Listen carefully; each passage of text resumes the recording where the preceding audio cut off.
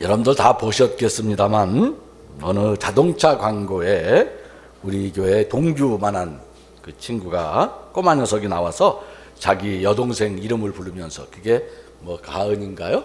여동생 이름을 부르면서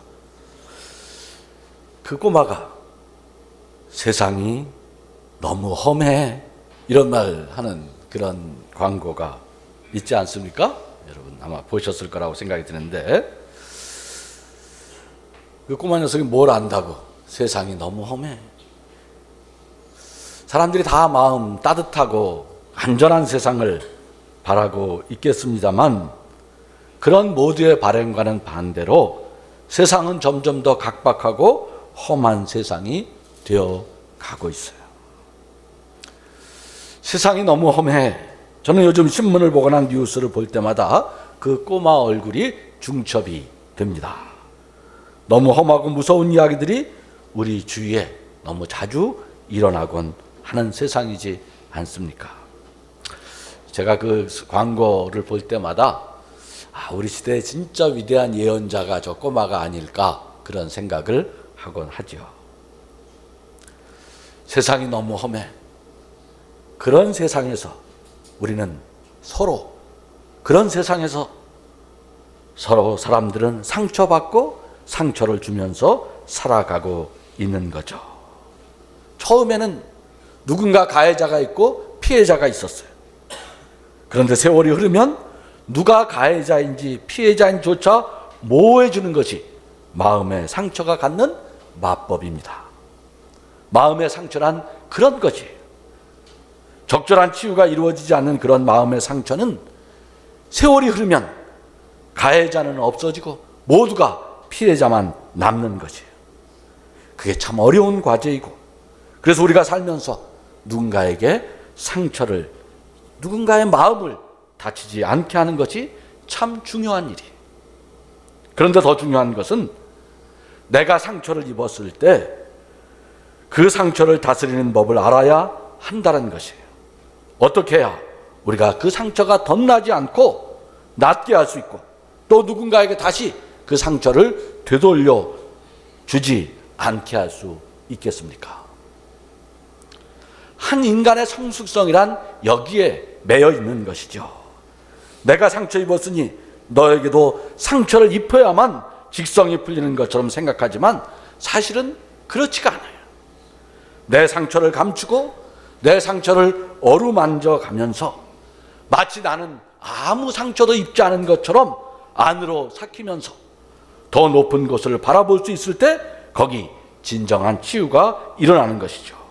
그래서 예수님은 세상 율법은 눈에는 눈, 이에는 이라고 하지만 너희는 그래서 안 된다. 오른밤을 치면 왼밤을 돌려더라. 바울 선생님은 악에게 악으로 갚지 말고 선으로 악을 이기라고 말씀하시는 거죠. 바로 그런 사람들이 고마운 사람들이 아닙니까? 자기 상처를 스스로 승화시킬 수 있는 사람, 자기 상처를 감추고 다시 이런 상처를 확대시키지 않기 위해 스스로 새 길을 찾는 사람, 참고 극복하고 견디며 이겨나갈 수 있는 사람, 그런 사람들을 통해 세상의 고통은 조금씩 치유받아 가는 것이 아니겠습니까? 오늘 우리는 요셉이라고 하는 그런 사람을 성경에서 만나는 겁니다. 요셉, 엄청난 상처를 입었으면서도 결코 그 상처를 다시 재생산하는 일을 하지 않는 사람, 그런 고마운 사람 말입니다. 요셉, 그는 지금 엄청난 상처를 입었어요. 약혼녀가 누구의 씨인지도 모를 아이를 갖게 된 것입니다. 여러분, 요셉의 이때 심정이 어땠겠습니까? 사람이 산다는 게 그런 것이에요. 여러분, 산다는 게 뭡니까? 우리가 이제 며칠 지나면 또 한 살씩 다 더 먹게 되지 않습니까? 근데 그게 나이 먹고 철난다는 게 뭐예요? 나이 들어 철난다는 것은 세상에 소설이나 영화 같은 데서나 있을 수 있는 일들, 꼭 남의 일이겠거니 하던 일들이 나와는 아무 상관도 없을 것 같은 내 삶에는 절대 일어나지 않을 것 같은 그런 일들이 내 삶 속에도 일어날 수 있다는 것을 경험하고 깨닫는 것이야. 남의 자식이 집 나갔다. 내 자식도 집 나갈 수 있는 거예요. 그게 다 남의 이야기만은 아니라는 것을 알게 되면 그때 사람은 철나는 것이죠. 약혼녀가 누군지도 모를 씨를 베었다. 이게 도대체 있을 수 있는 일입니까? 여러분, 감동이 별로 없는 것 같은데 진짜 자기 일 아니라고? 이게 남의 일이니까 그렇지 내 일이라고 생각해 보세요. 이 하나님, 진짜 하나님 이래도 되는 거예요? 경험이 없어서 수상한데. 이게 말이 되는 겁니까? 말이 안 되는 일이지. 하늘이 무너지는 일이 아닙니까? 그런데 성경은 요셉을 이렇게 소개합니다. 19절 한번 같이 읽어. 자, 한번 같이 19절 읽어봅시다. 요셉을 어떻게 소개하나? 시작. 요셉은 의로운 사람이어서 약혼자에게 부끄러움을 주지 않으려고 가만히 파혼하려 하였다. 여러분, 참 고마운 사람이지 않습니까? 요즘 이런 사람 찾기 참 드문 세상이에요. 그 엄청난 배신감, 분노, 하늘에 대한 원망, 세상을 향해 소리라도 질러야 풀릴 것 같은 그런 무슨 우라증이 안에서부터 솟구쳐 나지 않습니까? 요즘 같은 각박한 세상에서는 이러기 십상이야. 사람들이 위자료 받으려고 변호사 소송 걸려고 변호사 사무실 찾아갔을지도 몰라. 그래서 돈 생기면 그래도 조금 나을 것 같다는 것이 머리 좋고 똑똑한 현대인들의 셈법이야. 그러니 세상이 점점 더 각박해지는 것이죠. 돈이 아무리 많아도 천만금이 있어도 그 돈이 우리를 가치 있게 하고 행복하게 할 수는 없는 것이죠. 그런데 달랐다는 것이에요. 요셉은 달랐다는 거예요. 조용히 일을 마무리하려고 합니다. 자신의 절망과 분노가 없어서가 아니야. 자신의 상처가 깊지 않아서가 아니지요. 그런데도 그는 참으로 놀랄만한 절제력과 통제력으로 자신을 추스르지 않습니까? 그리고 마치 단 한 번도 상처받지 않은 사람처럼 평정심으로 사태를 수습하려고 해요. 그는 작금의 사태에서 제일 먼저 고려해야 할 것은 내 기분이 아니라 약혼자의 삶을 배려해야 한다는 것을 알고 있을 만큼 성숙한 사람이에요. 약혼자에게 부끄러움을 주지 않으려고 가만히 파혼하려 하였다. 이 성경의 보도가 참 아름답고 귀하지 않습니까? 이런 말씀이 정말 귀한 말씀이에요. 여러분, 이런 말씀, 성경 읽다가 이런 말씀이 있으면 가슴 속에 깊이 담아 놔야 하는 말씀이에요. 저를 한번 따라해 보세요. 약혼자에게 부끄러움을 주지 않으려고 가만히 파혼하려 하였다. 상처를 덧나게 하지 않으려고 몸부림치는 요셉의 눈물겨운 노력이 보이지 않습니까? 우리는 요셉의 학벌을 알지 못해. 여러 정황을 보면 그는 높은 교육을 받은 사람은 아닐 것 같아. 그럼에도 불구하고 그는 놀랄만한 지성과 통찰력으로 오늘 사태를 수습하려고 하고 있지 않습니까?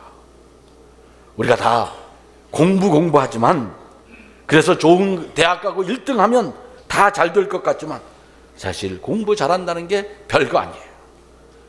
공부 잘한다고 인류대학 나왔다고 잘 사는 것이 아니야. 사람이 반듯해야 하는 것이죠. 오늘 우리는 이런 진실을 너무 많이 놓치고 있어요. 다 대학 나와도 지성은 눈꼽만큼도 없어요. 이런 문제, 동네 방네 소문내서 이득될 것이 아무것도 없는 것이에요. 누구에게도 도움이 되지 않는 문제. 아주 조용히 사태를 수습하려는 눈물겨운 노력. 요셉의 태도는 놀랄 만큼 합리적이고 성숙하지 않습니까? 그렇게 깊은 상처를 안고 씨름하는 요셉, 그의 꿈에 천사가 나타나요. 하늘의 소리가 들려 다윗의 자손 요셉아 두려워 말고 마리아를 아내로 맞아들여라. 여러분, 과연 이것이 의심 없이 받아들일 만한 소식이겠습니까? 그것도 꿈속에 본 것을 가지고 여러분 같으면, 만일 여러분이 같은 꿈을 꾸었다면 어떻게 하시겠습니까? 여기서 우리가 주목해야 할 것이 있습니다. 성경은 이 대목에서 꿈과 천사라고 하는 비현실적 공간의 언어를 사용하고 있다는 거예요. 왜 갑자기 이런 표현이 등장하는 줄 우리가 눈여겨보아야 하는 것이죠. 사실 이것은 단순히 꿈 이야기가 아니에요.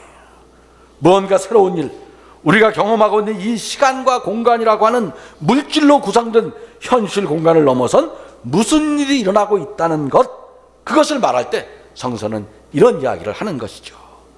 우리가 일상에서 경험하는 이 시간과 물질, 공간이 지배하는 이 현실 공간에서는 그런 세상, 우리가 살고 있는 경험 법칙의 세상에서는 생물학적 재생, 이세를 생산해내는 일에는 반드시 남자가 있어야 하는 것이 아닙니까?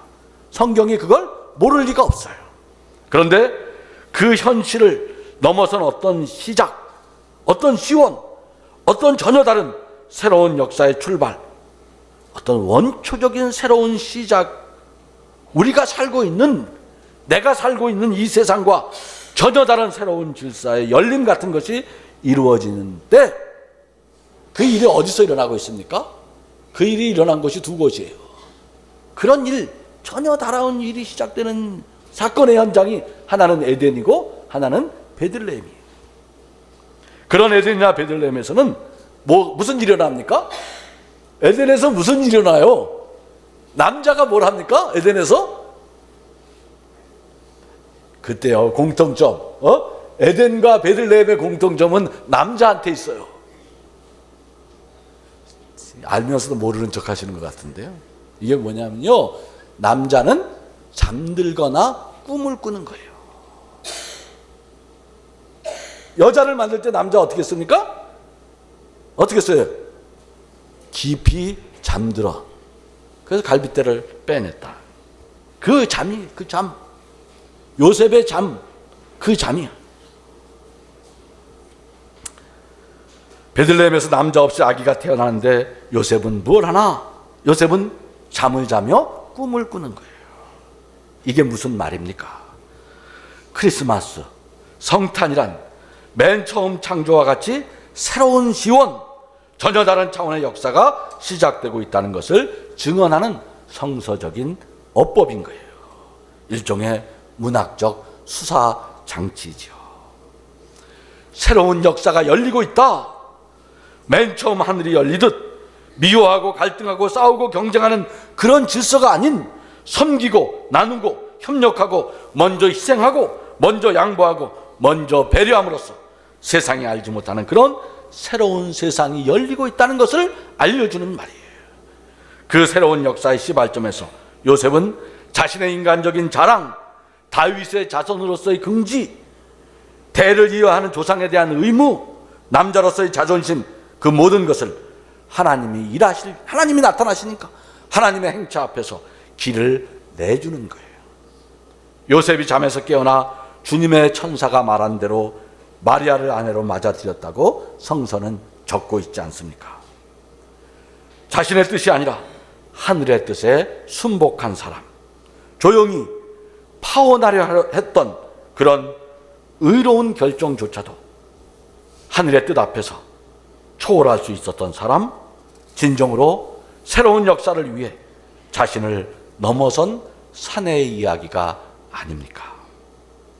오늘 우리는 성탄을 기다리면서 하늘의 역사의 내 삶의 자리에서 어떻게 참여하고 어떻게 그 일에 내 삶을 바칠 것인가 하는 청지기주의를 지키고 있습니다.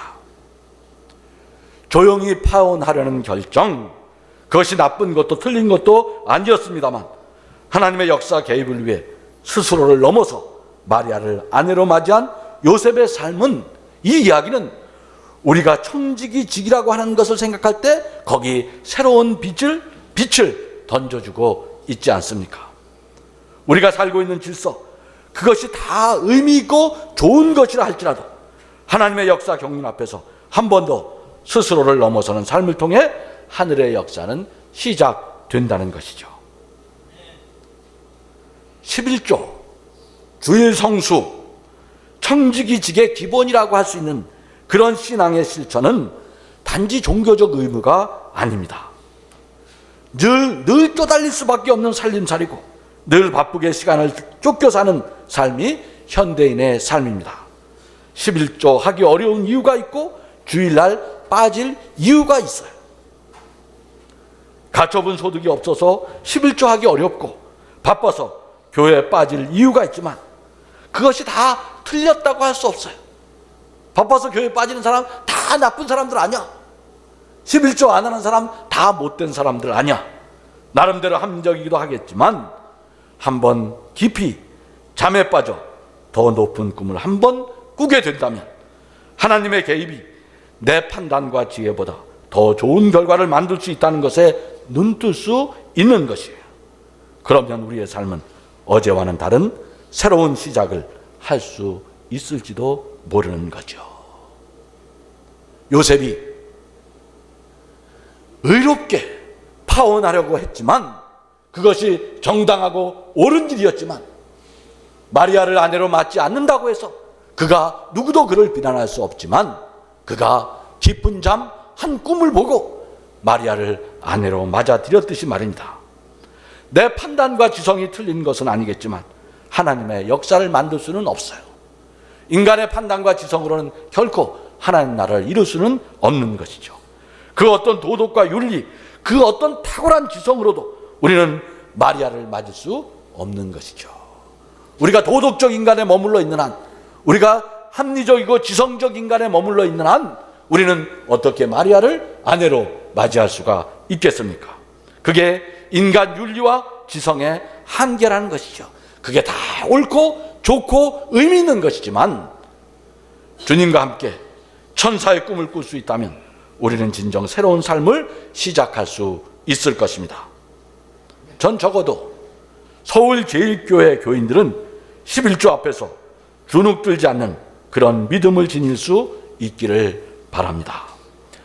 바쁜 나날이지만 주의를 지키는 일에 당당해지는 그런 믿음을 지닐 수 있기를 바랍니다. 자신의 지성과 윤리의 한계를 돌파하고 넘어서는 그런 자리에서 하나님은 우리 삶에 우리가 생각하는 방식을 넘어서서 개입해 올 것입니다. 이 뜻밖의 은총을 경홀히 여기지 않는 우리 모두가 되기를 바랍니다. 자신을 넘어선 사람, 자신의 여러 조건을 넘어선 수 있는 사람, 하나님은 그런 청지기직으로 우리를 부르시고 계신 것입니다. 그런 이들을 통해 오늘도 험한 세상에 하늘의 별빛이 뿌려지고 험한 세상이 조금씩 살만한 세상으로 바뀌어 가게 되는 것이죠. 이 하늘 역사를 위해 깊은 잠 한번 주무시지 않으시겠습니까? 이제까지 내 삶을 주장했던 방식을 한번 넘어서 보시지 않겠습니까? 내 삶에서, 오늘 내 자리에서 마리아를 아내로 맞이한다는 것은 무엇을 의미하는 것인지 깊이 깨달아 청지기직을 새롭게 맞이하는 우리 모두가 되기를 간절히 바랍니다. 하나님, 이제 저희가 그리스도의 역사에 참여하는 하나님의 부르심을 듣고 우리의 삶을 통해 하늘 역사에 참가하기를 원합니다. 저희의 부족하고 허물진 삶일지라도 하늘 역사의 도구가 되게 하시고 쓰임이 되게 하여 주시옵소서. 여기 저희가 작은 정성으로 내년도 교회 살림을 작정하려고 하오니 하나님 이 일에 주님의 특별한 은총으로 함께해 주옵소서. 그래서 내년에는 우리가 더 튼실한 믿음의 사람으로 더 아름다운 예수 공동체를 이루어 갈 수 있도록 저희의 마음을 붙잡아 주옵소서. 예수님의 이름으로 기도하옵나이다. 아멘.